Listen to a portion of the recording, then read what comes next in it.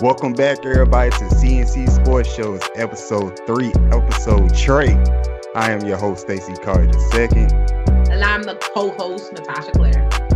We coming off a strong week 2 in the NFL. What was your biggest takeaways from week 2? Our Packers won. That's just what matters. Like, to be honest with you, our Packers haven't been 2-0 since 2015 season. Granted, it's only 2 weeks, but we've been 1-1, 4-1 through like 5 weeks. So like, let me just, take it as it is. That's what I'm happy about. The young bulls out here are doing their thing. Lamar Jackson, Patrick Mahomes, you know what I'm saying?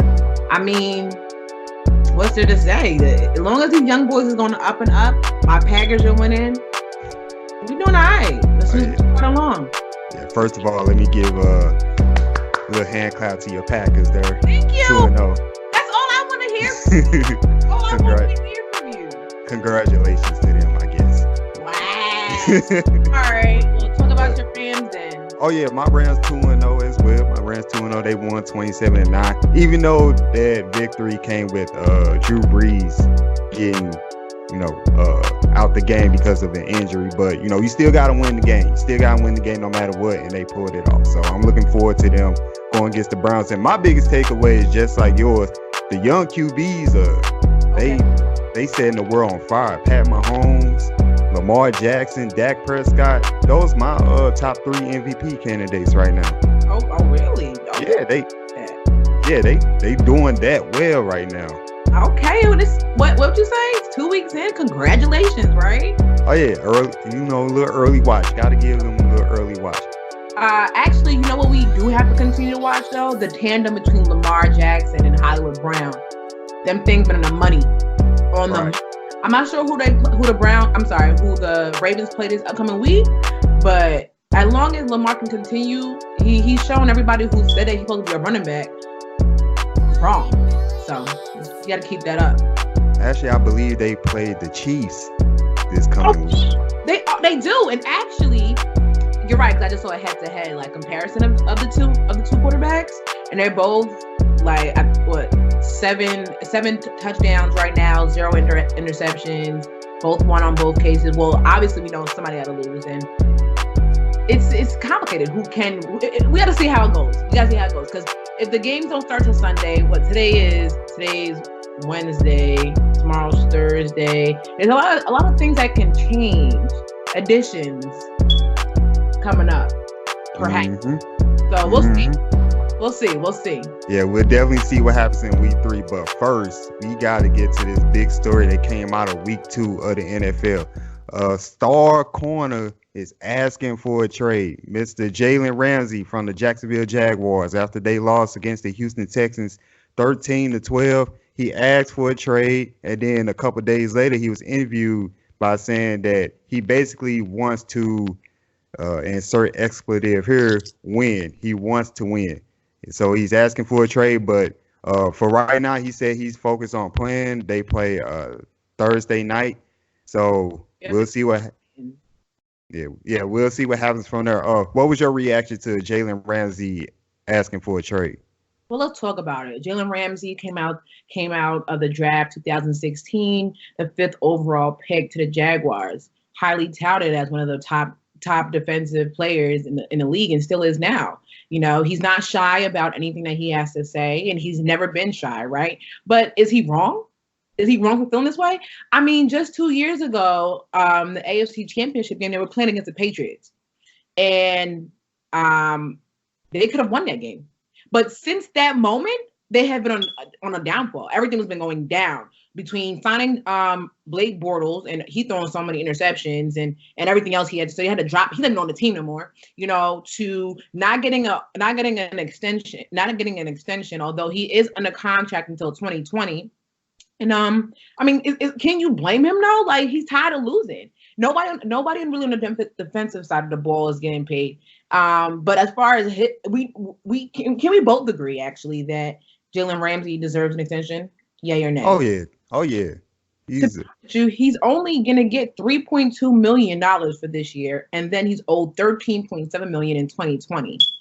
He has started 50 out of 50 career games, 2-time Pro Bowl, first team All Pro, 202 tackles, and 9 interceptions. I mean, his resume speaks for himself, but you can't blame him. You really can't blame him because the Jacksonville franchise is, I'm not saying it's on Miami Dolphins level, but like, where are they going? What are they doing? What are we doing here? You know what I'm saying? And then Nick Foles gets injured, right? So 10 minutes into the game, into the game one. So he's not really seeing the vision, and he wants out. Like he said, he wants to win. I honestly don't blame him.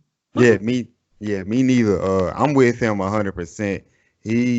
We all know from the AFC Championship game, the Patriots, before they play the game, he said he wants to win that game. He wants to go to Super Bowl, and he wants to win it. And he's been on that path, but the Jacksonville Jaguars seem to going into another direction. So, he wants to get up out of that, and he should go to a winning franchise. He's arguably the best cornerback in the NFL. Very physical. Gave Tyreek Hill Gave him a little problems. And, everybody likes to pile on him, and everybody likes to bring up that fact that Sammy Walker's burned him on that touchdown. But, all corners get burnt at some point. I mean, it's going to happen. It's going to happen. But I'm sorry, go ahead. But, he is in the right. He wants to win. His team, we don't know where they're going. So why not trade him? Let's get him out of there. Let's get something of value back for him. And hopefully they trade him to a winning NFL team.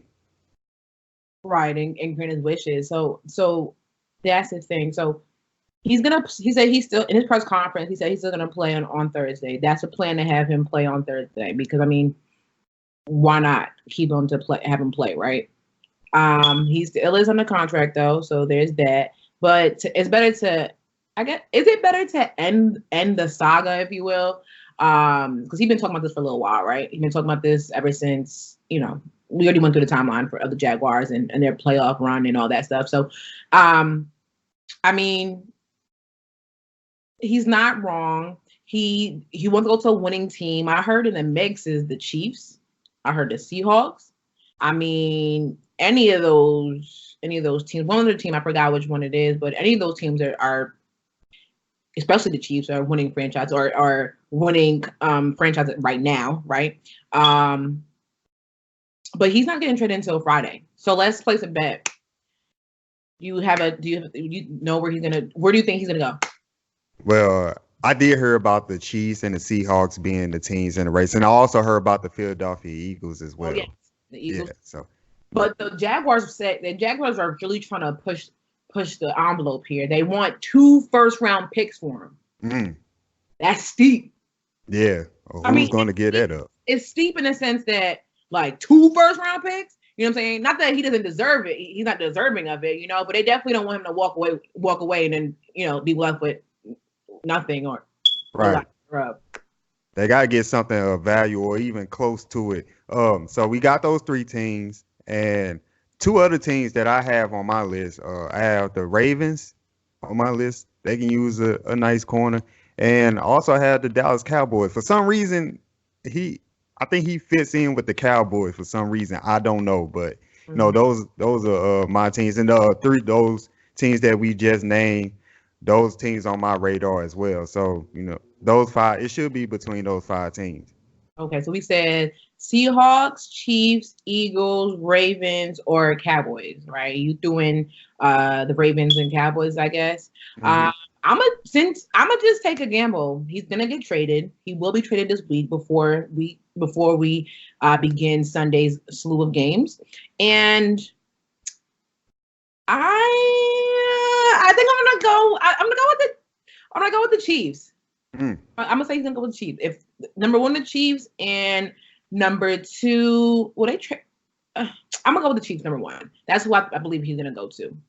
So we'll see what happens this week as it unfolds. We'll definitely be watching that story to see what happens, how his story unfolds for the remainder of the 2019 NFL season. But can I introduce something really quick? I saw something on Twitter talking about Jalen Ramsey and how he's creating his drama, if you will, about leaving the team. I've seen some people compare him to Antonio Brown. Is it fair to compare the two? Nah, not really. I mean, Jalen Ramsey just kept it simple. He's like, I would like a trade. I'm requesting a trade. Antonio Brown went far left. Like he took it to the extreme. Like there's no comparison at that at all. Right. I saw that on Twitter. I was like, I might be going to check your credibility because whoever that person was. Because I'm like, why would you even compare those two? Like two different players, like the two different approaches. One is OD wild. You know what I'm saying? Laundry list of things, and simply Jalen Ramsey showed up to play, showed up to training camp. He didn't hold out or anything, although he knew he deserved a new contract or a contract extension rather. And he went the smart route. He went through his agent. Look, I want to trade. What's up? Yeah. Right. So, but let's highlight Antonio Brown since we can make that transition right here, right? Right. Let's go. So SI, SportsIllustrated.com, they have published an article about all these other allegations or problems, issues, everything that Antonio Brown has going on, right? It talked about all these services owed or services rendered rather, right, to Antonio Brown, from his doctor, from other training sessions. The list goes on. A chef, okay, he had a chef come and do some cooking for him. Never paid him for it. Held the chef's stuff, utilities hostage. Like, what's up with AB? Like, what's going on, man? Like, come on, really? This is bizarre. Did you hear about what he supposedly did to his doctor? Yes. How the doctor supposed to be checking you out and you over here passing gas in front of your doctor? That's so childish.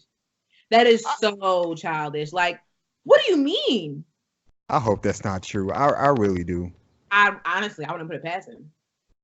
And then also there's another sexual assault allegation against him with a painter. He had somebody come paint. I don't know what they was painting. He had somebody do a painting for him, and he stood behind her nude. So he has that going on. Right, and held a towel over genitals. Like, really? Yeah, I'm really not surprised. Like, I'm really, really not surprised. And that artist actually wanted to remain anonymous. But that, if I'm not mistaken, that piece was in that article too. Like, I think, but then, you know what's interesting though? Now that he is on the Patriots, right? Now he's like abiding by the rules, right? Or he's doing it the Patriot way, as he should be, because Bill Belichick ain't taking none of that. right. You just heard of him on social media, really? Might have saw a picture with him and Tom, or you see the other cameras, filming him as he's on the I would say on the court, my bad, wrong sport. As he's on the field, but he's been quiet. He's been quiet in that regard, and I guess he has to be. But the main thing to realize, to understand with the first case that he was accused of the sexual assault, is that it's a civil matter. Yeah. It's not, at least not yet. And I read that the first two incidents are actually not being investigated because of statute of limitations. So he has that going for him. Well, that's good. That's good for him, I guess. Yeah. I mean, he just needs to relax, though. I really, really, really need AB to relax. And I believe that he will, for the most part. I mean, as far as on the court, on the field is concerned. I guess off the field, I don't know. But Drew Rosenhaus got that together and all that. Yeah, I knew he was a word dude, but come on now. This... Mm-hmm. Yeah, let's move on. We gon' we can move on. Right. We gonna keep the Antonio Brown watch going, but for sure. Yeah, for right now we need to press pause on this. Let's move on to there's been a benching. Somebody got benched. Somebody got benched. Yeah, somebody got benched. Well, tell me who got benched, Stacey. Got benched for a rookie. Mr. Eli Manning, two-time Super Bowl champion of the New York Giants, was benched in favor of their first-round pick, Daniel Jones. Daniel Jones will start at quarterback against the Tampa Bay Buccaneers.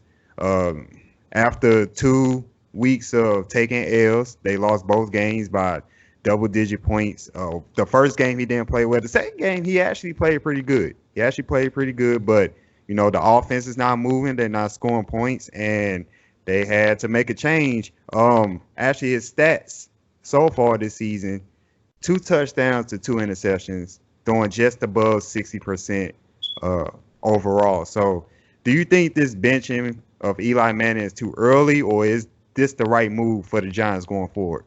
Well, let's preface this whole thing. Let's run down his stats, right? So we have Eli Manning. He was drafted, in 2004?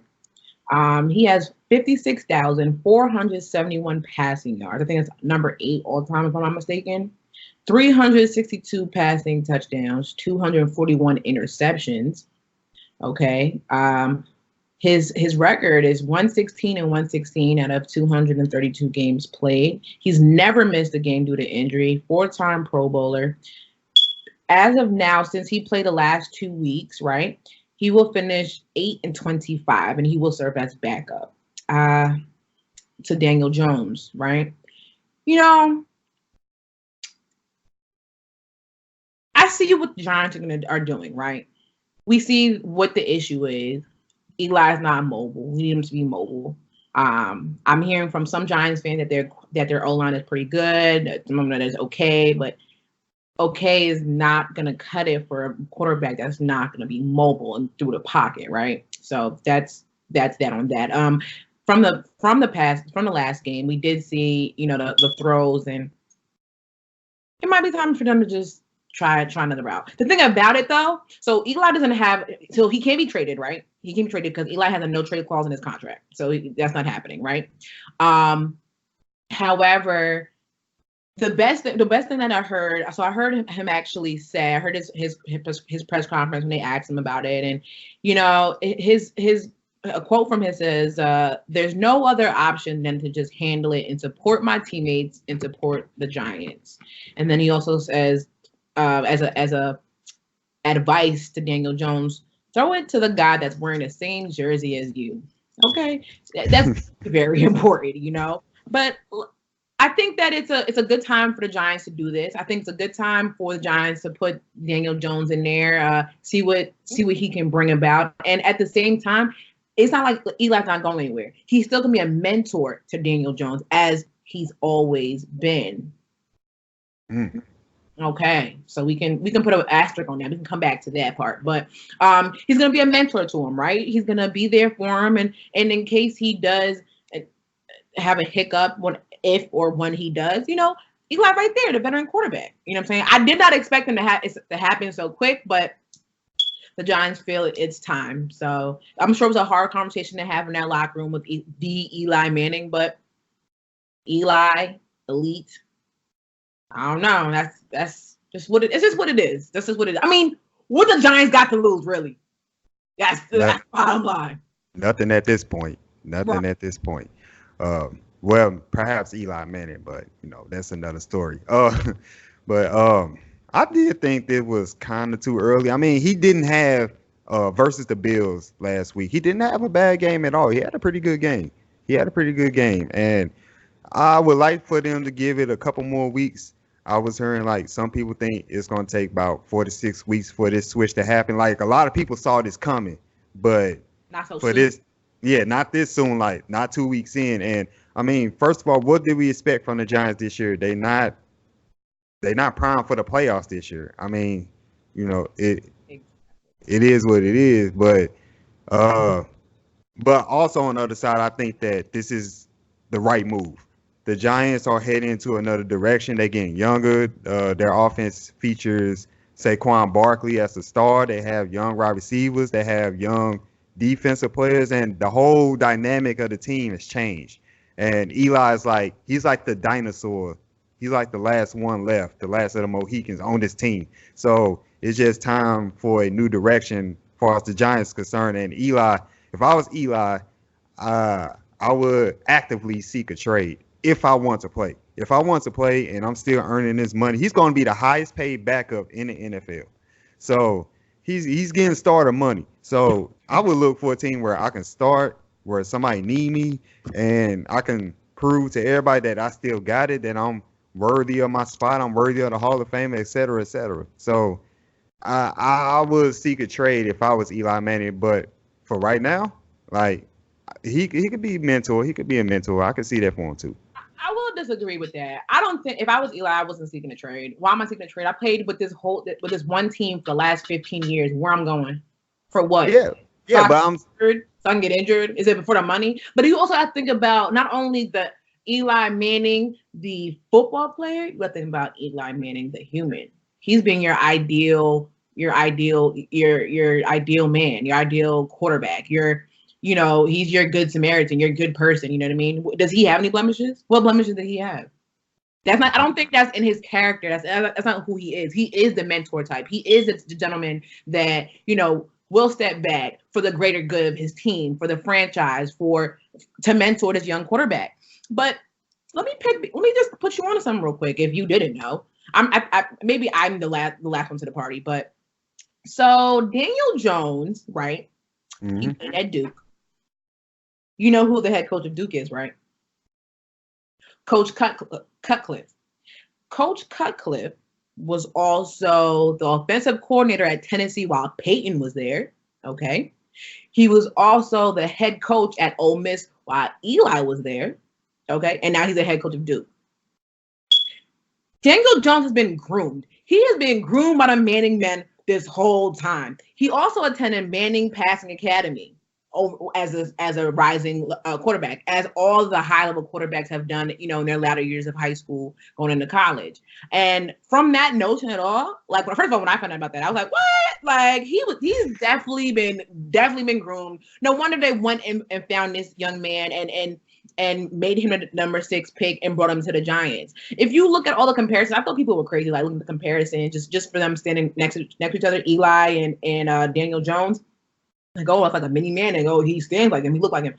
This is actual facts. Like, he's been groomed, that man. So I'm really eager to watch this game on Sunday to see how Daniel Jones reacts, to see the dynamic between Daniel Jones as QB1 and then with Eli as QB2. I'm really interested to see the dynamic, see how he does. And honestly, for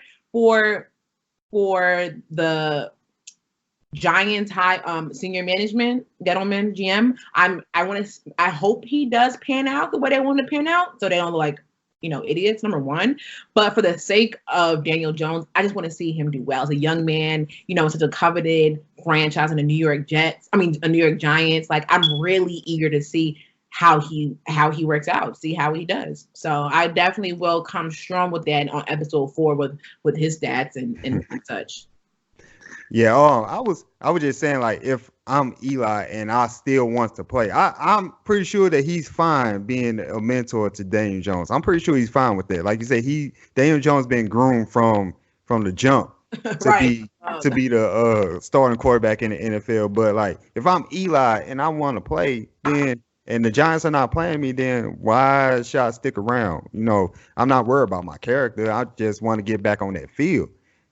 Does he want to get back on that field like that though? Like, maybe he does. If he's in the right situation, maybe he'll, be like. So, if you think that, where would he go then? Where he going? If he wanted to trade, the Indianapolis Colts. Okay. I could see him being a Colt. Being a Colt, farm big bros footsteps, huh? I can see him doing that. The Colts are just like one quarterback away from competing for an AFC South title at the very least. So I think that'd be a good spot. Yeah. All right. So Daniel Jones is playing against the Bucs. Yes. Even though the Bucs are, even though the Bucs are the Bucs. But they won, right? I think they're 1-1 right now. Yeah, but are we really that high on the Bucs? No. Right. So, what do you think? Ray says no. So, what do you think Daniel Jones gonna do against the Bucs? I think he's gonna really try. I think he's enough poise. I think he's a little durable to take that D line on. I think he's gonna do okay. I'm instilling faith in him because he's a Dookie. Okay. I'm still in faith with him just because the Giants did. And I really, for the kid's sake himself, I hope he does well. I hope he does well. I mean, it's not like he's going up against Tom Brady, the Patriots. You know, he's a fighting chance. He definitely is a fighting chance playing against the Bucks, and I'm interested to see the game. So, well, I just feel like we're just going to wait and see. Thoughts? Yeah. I think he'll do okay. I think he'll do okay. And listen, if he win the game, boy. Yeah, they gonna. I guess the Giants gonna throw him a big celebration or something. Oh, for sure. I mean, that's a great accomplishment for him. To have his first career start. You know, the drama, not the drama, but the attention that this whole situation is bringing about. So, I'm looking forward to seeing him and seeing how he favors. And I mean, him and the Giants can definitely use a win. Him, Pat Shurmur too. Actually, they could definitely use a win. Yeah. All right. Let's get to one more quarterback. Drew Brees. Yeah, I brought this up earlier. Mm-hmm. He injured his hand. His hand against the Rams. Yeah, his thumb. Mm-hmm. He injured his thumb against the Rams. Looks pretty significant. Yeah. You know how much time is he going to miss? Is he going to miss any time? Yeah. So he injured his thumb. He wasn't able to grip the football, which is a major issue, right? So he actually stayed back when the team traveled back to New Orleans. He stayed back in LA, saw media attention. He actually had surgery on his thumb today. They expected 6 weeks. But it just depends really on physical therapy. It depends on how he goes through physical therapy, right? And how the thumb. Granted, it's a very important part, right? It's his thumb, right? He needs that to throw. But like I said, they said 6 weeks, about 6 weeks, but it hasn't been official as the surgery literally just concluded like minutes before we started recording.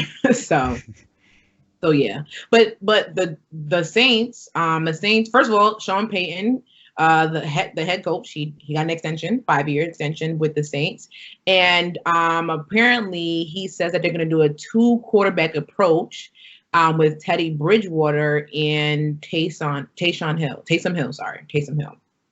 What do you predict as far as their record is going to be for the next 5 games?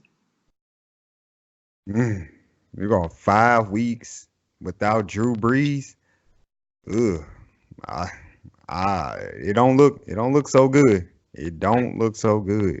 I'd agree. I think they're I know they play the Broncos, they play the Cowboys in that span. Then they play the Cardinals as well. Hold on, I think. Oh, here we are. They play the Seahawks first, they play the Cowboys and the Bucks, then the Jaguars, Bears, and Cardinals. So I'm going to say they could lose against Seahawks, most likely will lose against the Cowboys. They can win against the Bucks. They can win against the Bears and the Jaguars and the Cardinals. So, I mean, they could be they could be what? 2 and 3, 2 and 4, or 2 and 4.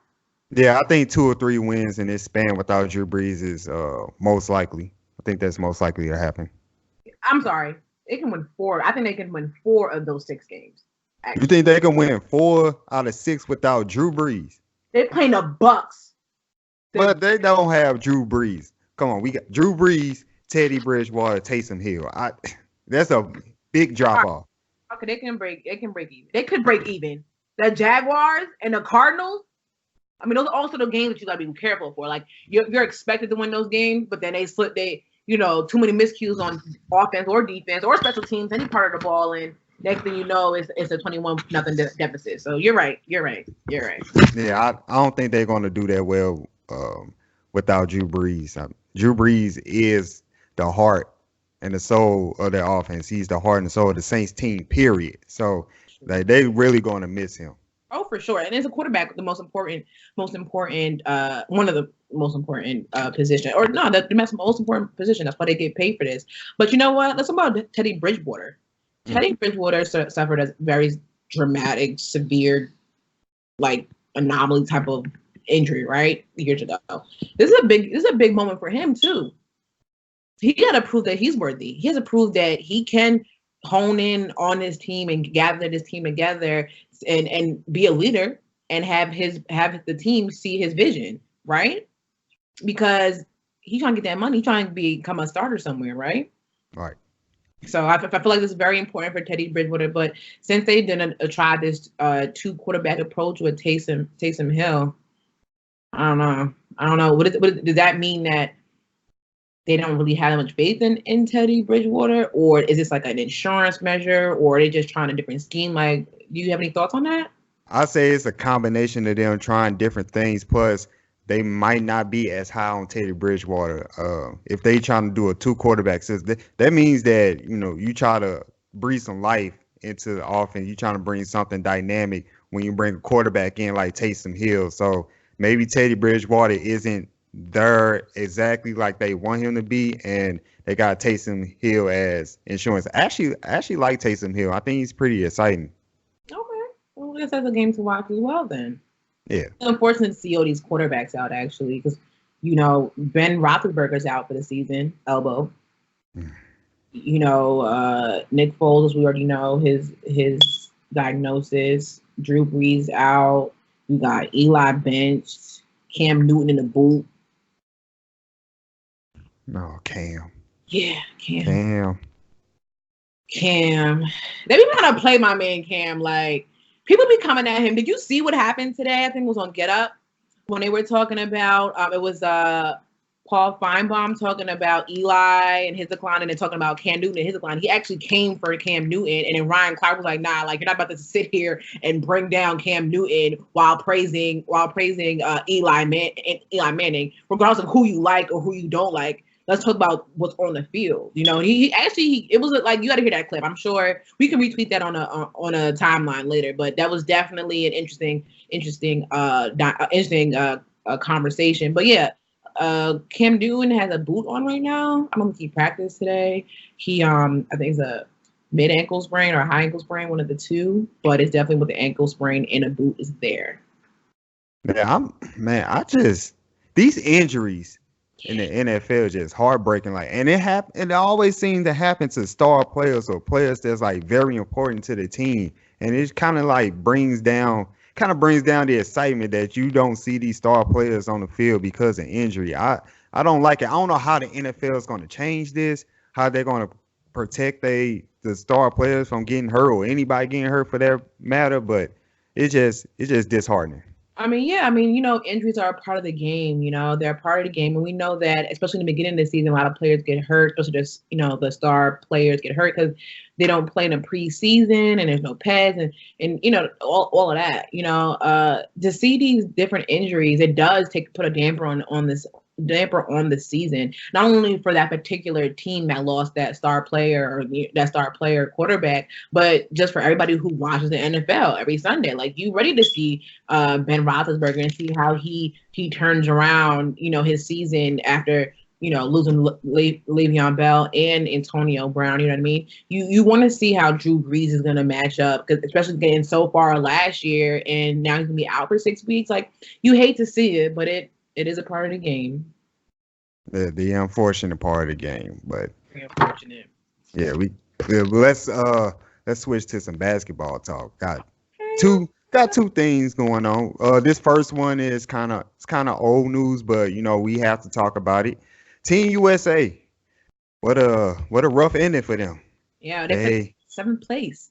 Oh, 7th place. That's the worst that Team USA has ever finished. God. Ain't a good look. 7th? 7th? 7th. Not first, second, third. Shoot, not even 4th. 7th. 7th. And Spain actually was the team that won the World Cup. So congratulations to Spain. But we gotta talk about Team USA because we know them best. I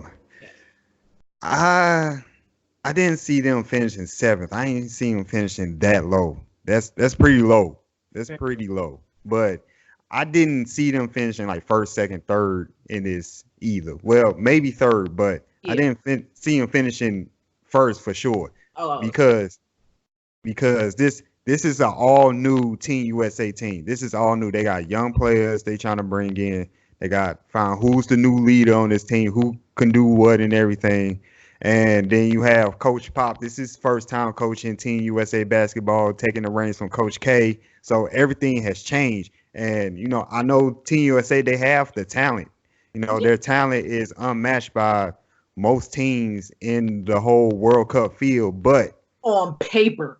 Yeah, on paper at least, but this is all new and they have to get it together. And a lot of players they expected to be important, they dropped out. So they just trying to find the right combo of 12 to 15 and take it from there. Right. Yeah, there are a lot of young players that are on Team USA, like Jalen Brown, Jason Tatum. I know Kemba, though he's a veteran. Kemba Walker, he was trying to take on a leadership role as co-captain of Team USA. 7th place is terrible. I honestly, at very least, I expected maybe third. I thought we were gonna at least place, but 7th. Well, you know, got to move on. Tokyo is next year, Tokyo 2020 for the Olympics. And Damian Lillard has voiced that he would like to participate, a part of the team 2020.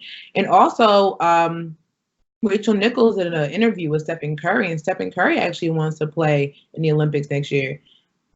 I didn't even realize, it didn't even dawn on me until seeing this article that Stephen Curry didn't play. He didn't play in 2016. And he didn't play in 2012. Obviously, he didn't play in 08 because he was still at Davidson. But I didn't know that. I really didn't know. Yeah, I guess he was tired from going to all them finals and winning them championships. Oh. So, yeah, he had to get some rest at some point. I suppose. 2016, though. What year did LeBron win? That was the year 26. Was it 2016? Yeah, it was 2016. So he didn't win that year. Why he didn't play? Or was it 20? I mean, they went to 7 games. They went to 7 games, so that was pretty deep. I'm played though. Like I don't understand. I don't know, Steph Curry. Like, what's up? Like, why you ain't play, bro? Now you want to play? Like, what's good? I need answers. Maybe I need to listen to the whole interview. Maybe that's what I need to do. But I did hear that clip, and I know he wants to play in 2020. Oh, bring him on! Steph Curry playing international ball against the other teams. I want to see that. I want to see that. That would be something to see for sure. All right, so they finished 7th, and then we have the Olympics coming up, Summer Olympics next year. So, what do you think they're going to do in the Olympics?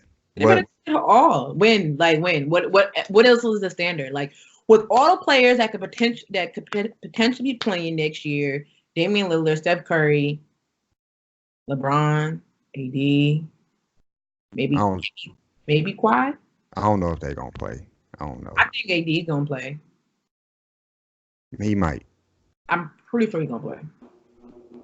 Maybe not. I don't know. I don't know. I think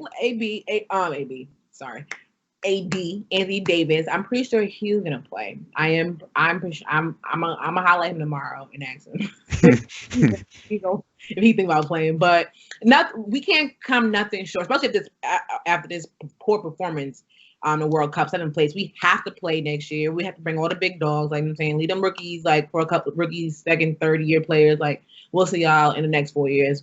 Definitely need to come out on top. It's the last hurrah for a lot of these veterans in the NBA right now. So as far as the Tokyo games are concerned, so I don't expect nothing but the gold. That's it. Period. Yeah, I don't see the veterans playing. I just don't see it. I think it's kind of time for a change. I mean, they done what they were supposed to do. They won a gold medal, especially after that 2004 debacle. But it's time for the young players. It's time for the new faces to step in. Right now, I see them finishing bronze right now. Ooh. Just because they don't have it together. Like they still gelling, they still forming. I don't know. I just don't see them winning gold at this point. And you're saying this with the players that they'll have, with excluding the veterans, if any, yeah, correct? Yeah, I'm assuming that they carrying the same roster they had in the World Cup. I'm assuming they're gonna bring that over. They'll get better, but that team is not ready for a gold medal finish right now. They just not ready. Yeah, I'd agree. That particular roster makeup is not. But if the veterans play, it's a different story. But we're gonna have to see. Definitely gonna have to see.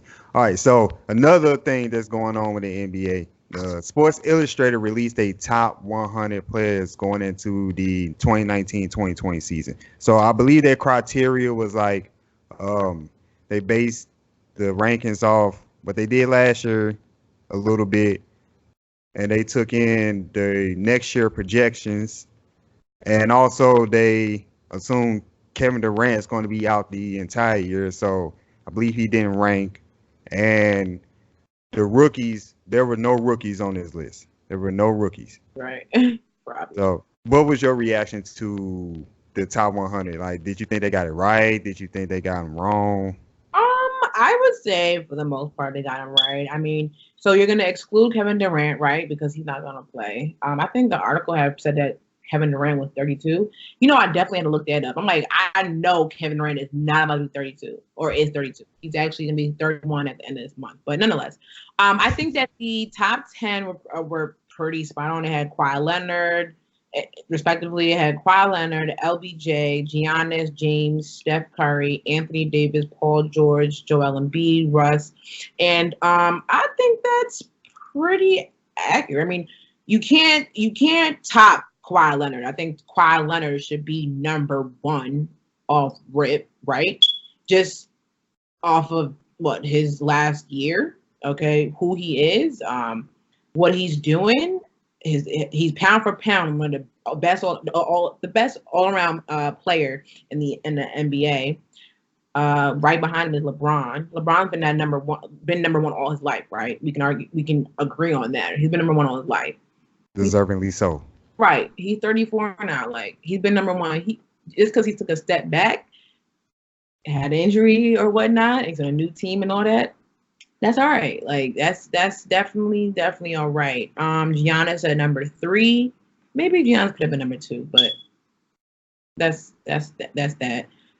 James Harden. Honestly, I don't really have any discrepancies with this list. I think it is pretty spot on as far as the criteria. What's upcoming this season. Honestly, Anthony Davis is there, LBJ there. Like, I'm good. Like, you know me, I'm good. I know you told me that you had a different list, right? Your list wasn't matched up to what they had. So put me on. The names are the same, but where I have them placed at is different. First of all, this list in general, it's a whole bunch of question marks on this list. First of all, they got Kyle Kuzma. Kyle Kuzma is at 98. You telling me he's going to be the 98th best player in the NBA next year? 98. Disagree. And Zach LaVine is in the 90s. And then they have Mike Conley over Chris Middleton. Rudy Gobert is number 14. I respect Rudy Gobert, but come on now, 14. Yeah, that's pretty high. That's pretty high. That's pretty high. My goodness, I'm just scrolling through this list. I don't know about Kyle Lowry. Kyle Lowry, 28 best player, but he's ranked over Donovan Mitchell and Luka Doncic. Like, And then they had Chris Paul. Where Chris Paul at? Chris Paul was too high to me. Where is he at? It's 21. Chris Paul's 21 over Ben Simmons and Bradley Beal. He's not better. He's not better than him. Yeah, not at this point. Not at this point. Now, again, I respect Chris Paul. Well, you have to. Definitely a Hall of Famer. One of the greatest floor generals we have seen in recent memory. But come on, 21. Yeah. All right, so top 10. Let me give you my top 10. Let me see. All right. What you think. What you think of this? All right, so I'm gonna go 10 to 1. All right, 10 Dame. Dame is at 10. All right, so that's Dame is at 10. Firm 10. Dame is 10. 9. I got Devin Booker at 9. Okay. Oh, I see your face. You got a problem with that. Number 9. Yeah. Why? That man is a scoring machine. I think he's going to have one hell of a season next year. I think the only problem with Devin Booker is, and I brought this up many times, he's on the Suns. I mean, we can't knock him for being on the Suns. It's not his fault. Right. But he's a pure scorer while you have him at number 9 in your top 10. Yeah, and then we also going with projections. So I'm expecting Devin Booker to grow with passing, and I'm expecting him to grow on defense. So All right. I'm going with expectations too on my list as well. And eight, I got LeBron at 8, Okay. and 7, Embiid. 6, I got Paul George. 5, I got Harden. 4, Nikola Jokic. PG3, and then who you had after him? Before him? 6, Paul George. 5, James Harden. 4, Nikola Jokic. 3, Anthony Davis. 2, Kawhi Leonard, and 1, Giannis Antetokounmpo. All right. So you got Damian, Devin Booker, LBJ. You got Joel Embiid, Paul George, James Harden, Nikola Jokic. You got Anthony Davis number 3. Number 2, you have Leonard, and number 1, you have Giannis. I disagree with Devin Booker. Same thing. He should be number 10. I think I understand why you have LBJ at number 8. Actually, maybe I don't understand. Can you tell me why you have him number 8? All right, so I have him at 8, and SI they have him at 2, right? Yeah. Yeah. So I'm expecting, and this is also goes to why I have Anthony Davis at 3. I'm expecting Anthony Davis to be the focal point of the Los Angeles Lakers. And I'm expecting LeBron to kind of take a step back a little bit. I think LeBron's going to focus on being more of a facilitator, finishing at the rim this year. And Anthony Davis is going to be the number 1 option on that team. I'm expecting LeBron to, for the first time in his career, this is the only thing that he hasn't done. He hasn't finished with a double-double. I'm expecting him to finish with a double-double this year. I'm expecting him to get 10 assists. Points, last year he finished with 27, a little over 27. I think those points per game average, I think that's going to drop about 4 or 5 points. But, that's the reason why I have LeBron at 8. I'm expecting him to be the second man as far as scoring is concerned for Anthony Davis. That part right there, expecting him to be the second option and expecting Anthony Davis to be the first. Yes, and I agree with that just because obviously he's 34, right? So he's a little older. He has the best power forward, and he's arguably the best power forward that he's ever played with, right? Or no, he's definitely the best. Definitely the best. Anthony Davis is definitely the best power forward that he'll be playing with. So he can have the luxury, if you will, to step back an inch, right? Because Anthony Davis will be the focal point. Okay, I guess you can have him at number 8. I think okay. You have him number 8 compared to where the other players that are ahead of him will rank in how they do for their respective teams, and what their importance to the respective teams. Because Embiid is definitely going to be the number 1 option there, right? Because we're still waiting for Ben Simmons to get his jump shot officially, so we know that's that. And then PG3, Paul PG13 rather. He's going to be he's paired with Kawhi, and obviously Kawhi is going to be number 1, right? You can agree with that, so that's fair. James Harden and Russell Westbrook. Where do you have Russ? Russ is in my top 20. On the SI list, he was at 12. If I had to make a top 20, I would put him at 12, like 12, that 12-15 range. I think that'd be right for him. Because I also just like LeBron, I think Russ is going to take a step back as well in favor of James Harden. That's James Harden's team. Russ is not going to be the number 1 option. I don't care what people say. And that'd be best for him, so that way he can be more efficient. He needs to be more efficient. 2 of the last 3 seasons, he's shot around 42%. So that's going to be. Is he going to have a triple double still or no? The triple double? Probably not. Probably not. And in which category will he not achieve that double double there? Double digit. I think rebounds. I think rebounds, he's going to take a little step back on rebounds.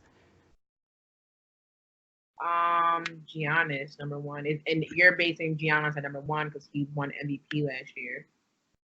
Yeah, and also, between him and Kawhi is a duel of who's going to take over the league. Who's that number one guy in the league? Most people say Kawhi because he won the championship, Finals MVP. But Giannis, man, Giannis a beast. All he needs, yes, I'm expecting his jump shot, long range. I'm expecting that to get better. And if that's the case, who's going to stop Giannis? That's true. Out of your after hearing your justifications for them, the only one I really disagree about is Devin Booker. I mean, he's young, yes. Yes, he scores, and we would like to see him do better as far as passing is concerned, and defensively, right? But then we have Damian Lillard behind him. Why do we have Damian Lillard behind him? If you look at Damian Lillard, where he was at last year, what they did last year, they dismissed OKC, right? He's the one who did that. He's over the years, him and his tandem with CJ McCollum, he's always put up numbers, if I'm not mistaken. I'm not. And so we expect him to be better. Is it because did you have him number 10 because they've always been stopped early in the playoffs, or like because we know the Suns ain't going nowhere? It can't be about the team. Like, so what was the deciding factor between Damian Lillard and Devin Booker? That's where my question mark comes from. But see, I didn't factor in teams or what happened last year. So, my list is very much about the individual. So, Dame, he's going to be top 10. He's going to put up numbers, but how much room does he have to grow on the court? Right. Okay. That's a valid. He's the only thing Dame needs to grow on is probably like that mental aspect, that leadership type of thing. They did get their asses kicked by the Golden State Warriors, and they shouldn't have got swept. So, Devin Booker, he just has so much room to grow. And me personally, I'm high on Devin Booker. Like I'm very high on him. Gotta tag him in this damn post when we put this up because. Oh yeah, so he can send that jersey and some game tickets my way. You gonna fight the Phoenix? Yeah, I'll go to a Phoenix Sun game. Ain't nothing wrong with that. No, I know you would, because the way you back in Devin Booker, like, well, I think that for me, like I said, the only discrepancy in your list, in my opinion, is just that. But I will give you props on that argument because with Damian Lillard, because like where else he's gonna go? He is a veteran. He's an older player in the league, so has he met his ceiling already? Devin Booker does have a higher ceiling, so okay, I'll give you that. I see the reasoning for that.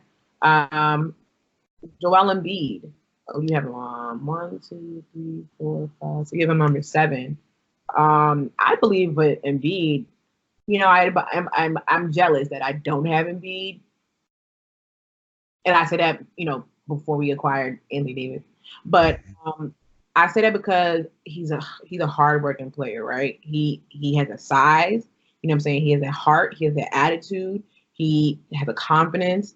He has the numbers. It's just his durability, though. Like, yeah, play back-to-back games, or he shouldn't play back-to-back games. Like, that's always going to be a knock on him, or everybody has a blemish on their resume, right? So I would say that that's his. Are you excited for the NBA season though? Damn right, I'm excited. I can't wait. I can't even put into words how excited I am for the season. And it's only it's like 12 days to media day, so like 2 weeks or a little over 2 weeks until training camp opens. And then they like a month or so away, 4 to 6 weeks from starting the season, something like that. The season is gonna start like the October 20th. No, October 20th. So around that. Right that's a month and some change, and they opening with the Clippers and Lakers. Oh yeah. That's blockbuster. So the TV ratings for that game is gonna go out through the roof. Let me see when the season starts. Let me just look this up really quickly. Oh yeah, that game ratings through the roof, through the clouds. and the Stars, their game gonna crack. I wish I was there. Yeah, I wish I was gonna be there. Well, the first preseason game begins on October 4th. Give me one moment. Ugh, still having the preseason. NBA regular season. First game is October 22nd. That is when the NBA season begins. Pelicans at Raptors, Lakers at Clippers, or they both right next. They both in LA, so same thing, right? Same thing. But yeah, I'm definitely looking forward to it. Let me just look into it really quickly. I've been dying trying to hold this in because we talk about the NFL and everything that's going on in the NFL. I am dying to watch the Lakers play. Okay, yes, I know Kawhi went to the Clippers and PG-13 over there and Patrick Beverly and all that. But I have Anthony Davis, Lakers. So first of all, I love the big men. I love the game of the power forward and the center. Why? Well, first of all, when I played ball years and years ago, I was a power forward. I was a center. I was also the small forward too. But to see a true big man, to watch Anthony Davis, to see him on a team that we have a lot of expectations for with the Lakers, and to pair him up with LeBron James, Anthony Davis. Like I hear the noise with all the other dynamic duos. But LeBron James, Anthony Davis. Mm-hmm. Yeah, I'm dead ass staying up watching the games this year because I can't miss this. And unfortunately, we don't have DeMarcus Cousins, but I'm looking forward to the Lakers. I'm looking forward to the NBA season as a whole. All the changes with the dynamic duos. Everybody the breakup of the last team here, the Toronto Raptors are breaking up, but I can't really tell you how excited I am to see this happen. Oh yeah, I'm excited. I can't wait to that first game. I'm actually picking the Clippers to win that game. But anyway, you see how he just had a slide in there? You're not the only one, but I'm always going to ride on my Lakers, so that's just what it is. I believe that obviously going to be a pretty good game. It's definitely be a good game, between the two teams. But Stacey, I'm taking the Lakers. Yeah, we'll see about that. All right, so that was the end of episode 3 of the CNC Sports Show. Thank you again for listening or watching to this show. And next week we're gonna come back. We're gonna have brand new topics. We're gonna look out for the whole Antonio Brown news. If anything come up, we're gonna talk about it. And be sure to leave comments. Follow us on Twitter at CC Sports Show, Instagram CC Sports Show. Follow us on our individual Twitters and Instagram as well. SC the Second, and you changed your name recently. I did because I'm a Mac, so it was Big Dash, right? Big Dots was how you pronounce it, but now it's Dasa Mac. So DASSAMACK. Follow me. Yeah, definitely following up. Once again, we're sponsored by Hooplight TV. Hooplight TV, more than words. Or go check out hooplightTV.com. Follow them on social media at the Hooplight TV, and also check out that podcast as well, which I'm on too. But all right. but that was the end of our episode. See y'all next week.